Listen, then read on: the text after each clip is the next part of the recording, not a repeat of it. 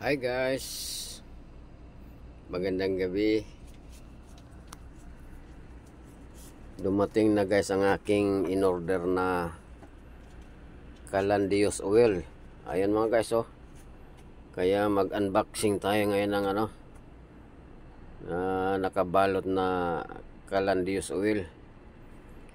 Galing pa to mga guys sa Mindanao, Coronadal City. Napakalayo mga guys, no? Doon ko to in-order mga guys kasi marami na akong nakita mga gumagawa ng Calandios oil mga guys. Ang pangit yung mga yung siga nila, mga kulay pula. So pangit yun. Ito mga guys, ang gawa na ni GL Calan Maker. Blue siya, blue flame. Kaya ito kahit 3.5 ang niya mga guys, ang halaga. In-order ko kahit mahal kasi nakikita ko naman na quality yung siga niya, blue flame. Kaya alam naman natin mga guys na yung blue flame magandang magluto, di ba? Kagaya ng mga kalan na gasol, ganun. Kaya yan, box ko to siya mga guys ngayon at pag-aralan ko kung paano siya salangan ng sindihan, pailawin. Sige mga guys, off ko muna. Ayan ang laman niya mga guys. Ayan na oh. At kita ko na yung loob niya. Ayan. Ayan na. Ayan na mga guys. Lumabas na. Ayan. Yan ang itsura niya mga guys. Stainless. Parang din stove din na gasol kasi ang in-order ko yung stove style, yung kagaya ng mga silin, diba? At may mga siya mga guys, yung mga kasama niya nasa ilalim pa. Ayan, tangke niya, yung blower, yung plato niya na takip yata ng yan, yung pag kumukulo yung sinaing. Tanggalin ko pa mga guys.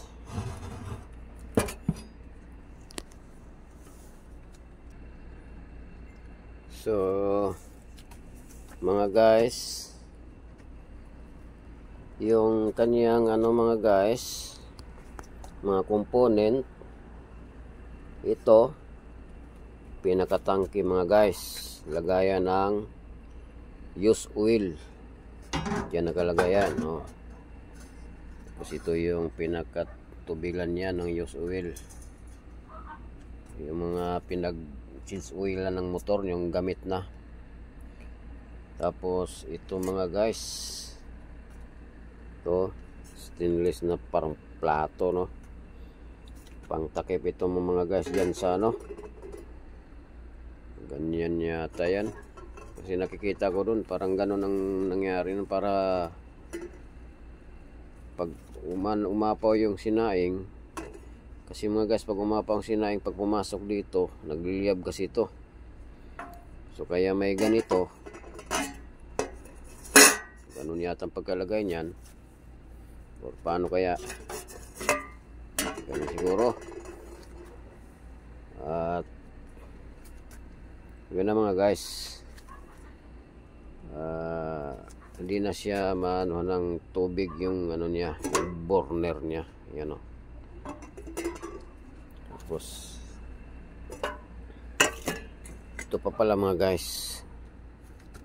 Kaya pala nalilito ako kung paano ilagay, kulang pa pala. Kasama pala to.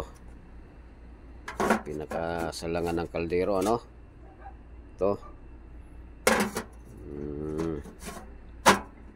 Bago pala to ilagay pag ano, ganon. Diba? Para protection ng ano, tubig. Ng mga lumalabas sa ano, sobrang kulo. Para hindi mamatay, mapoy. Tapos meron siyang ano, controller. Ito yung isaksak sa kuryente. Ito naman yung blower na tagapaghangin niya. Mayroon siyang lagayan ng blower dito. At ano din ito mga guys, yung nozzle niya mga guys dito, yung pinaka burner, ditanggal din siya. Pwede mo siyang tanggalin, linisan kapag ano, marumi na. Halimbawa, pangit ng siga niya, hindi na siya blue flame, pula na. So, linisan na siya, no? Napakaganda mga guys na style, no? At saka sulit mga guys, oh. Talagang stainless ito, bakal. Talagang panghabang buhay talaga mga guys. Kasi ito, makapal itong tubo na to. Yung pinaka burner niya. Okay. Test ko na mga guys. Patayin ko muna. So, lagyan na natin ng langis mga guys, mga guys, no, itong use oil. Ipon ko talaga ito mga guys para panglagay dito. Ganun lang mga guys. Marami-rami ding laman yung ano niyan mga guys. Ang kakain din ng 1 litro yan, no.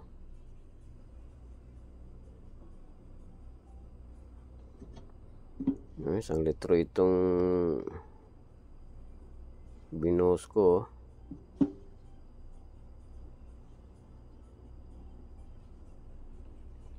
Ayan na.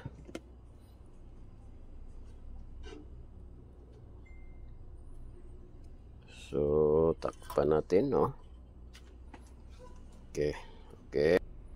At ang usapan dito mga guys, buksan daw itong ano, patuloyin dito, papuntahin dito. Bukan natin.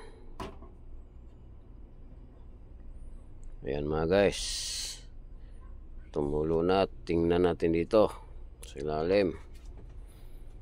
Pag nagkaroon na ng laman yan,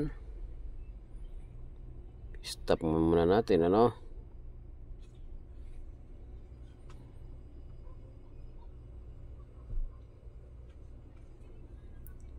Sana hindi ko nakita. Ayun mga guys, unti-unti na, oh. Unti-unti na. Patayin ko na mga guys kasi halos mano na doon.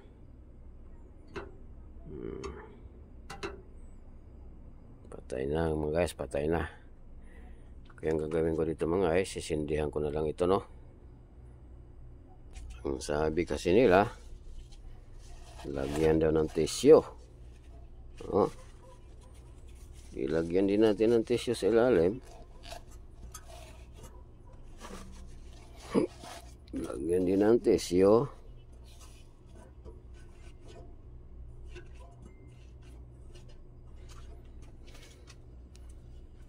Tapos ayan na mga guys, sinindihan ko na. So, painitin muna natin, ano.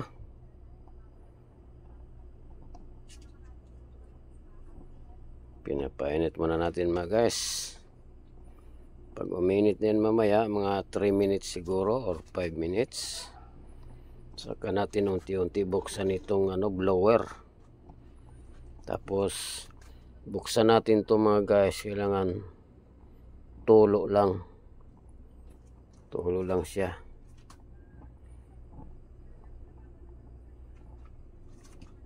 So, buksan na nga natin itong unti-unti kung pwede na ba.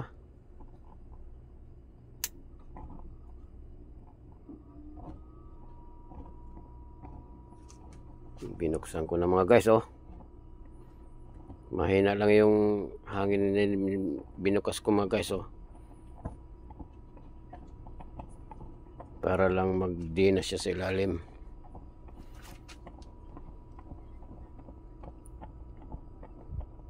So kaya ito mga guys, unti-unti na tumbuksan dito. Yung talagang tulo lang siya na gapatak. Yung gasi, yung seconds lang mga guys, yung ano, tulo niya dito.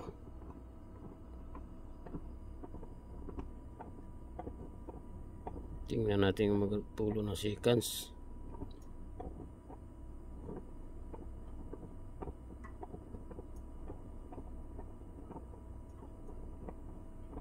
Ay, lakas. Yan. Ay, mahina naman. Yung basta tuloy-tuloy lang mga guys, na halos seconds yung patak ng ano. Yan mga guys, oh. Nakita nyo ba? Magdilim kasi. Halos seconds yung patak, oh.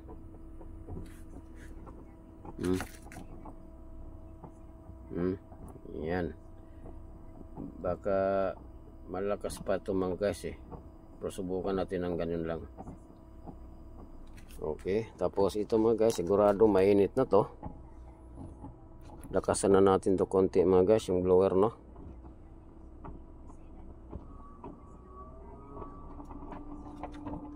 Ayan mga guys, malakas ng blower, no. Marinig nyo naman, parang umugong. So unti-unti nang naglilib mga guys yung ano natin, no, burner.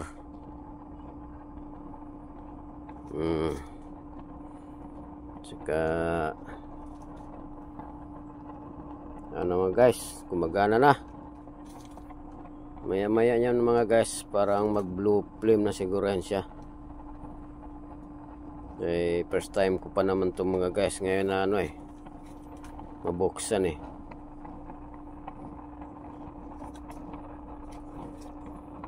Yung mayroon na siyang apoy mga guys sa pinaka-nozzle niya sa taas, oh. Ano ba kasi mga guys, ang dami kasing nailagay ko na gas doon sa ano, use oil sa ilalim.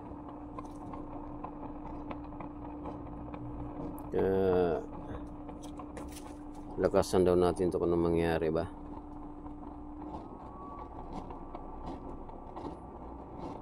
Yun.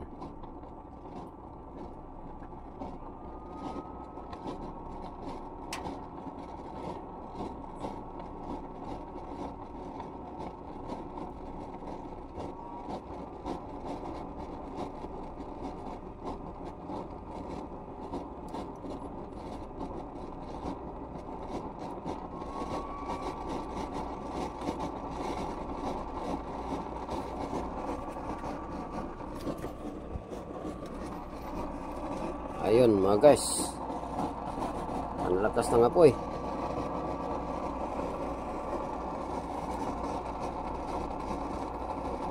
Pero mapula siya mga guys, kasi ang hinalo ko dyan kanina yung ano, ito yung mga guys, yung alcohol denature. Yung baon-baon ko nung pumunta ko ng probinsya, na may dala akong inkan na ginawa ko rin na kalan. Ito rin yung tubil niya, kaya maitim yung usok niya ngayon. Iwan ko lang kung katagalan ito, kung mag-blue flame ba ito mga guys. Pero okay na mga guys, oh. Init na, nakakaluto na, no. Ayan na mga guys, yung kalan na order ko, no. Meron na tayong kalan mga guys, na use oil ang gamit, no. Kaya yung mga use oil nyo ngayon na pinagtutubilan nyo ng motor, ay change oilan nyo ng motor, ipunin nyo na. Kasi meron na tayong solusyon, no. Hindi na tayo bibili pa ng gasol. So ito, sigurado luto na yung sinaing natin dito. Lakas ng apoy na yan, oh.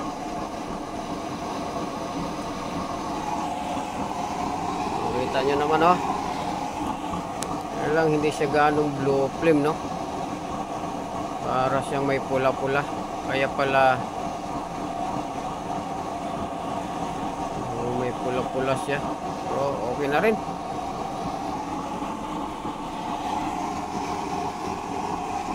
Okay na rin.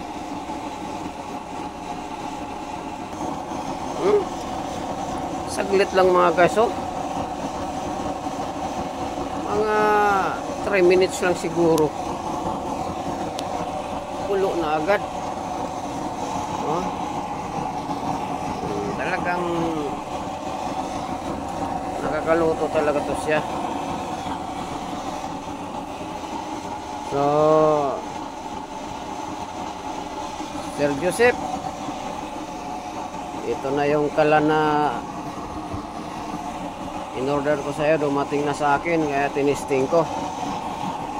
First time ko palang ngayon ito magsindi, pero ayos din naman. Sumindi rin. Kaso lang mapula-pula yung ano, hindi siya ganong blue talaga, may halong pula yung hinaan ko. Kaya full kasi ito, full itong ano niya. Hinaan ko kung ano mangyari.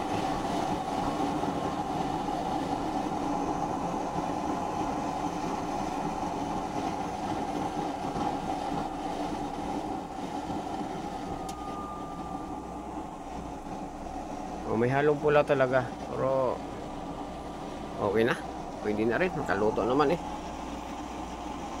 saka Dios oil din naman yung tubil nya. Pag meron lang tayo pinagsinsulian ng motor, panalo na. Yung kulong tubig, sige, salamat sa panonood nyo.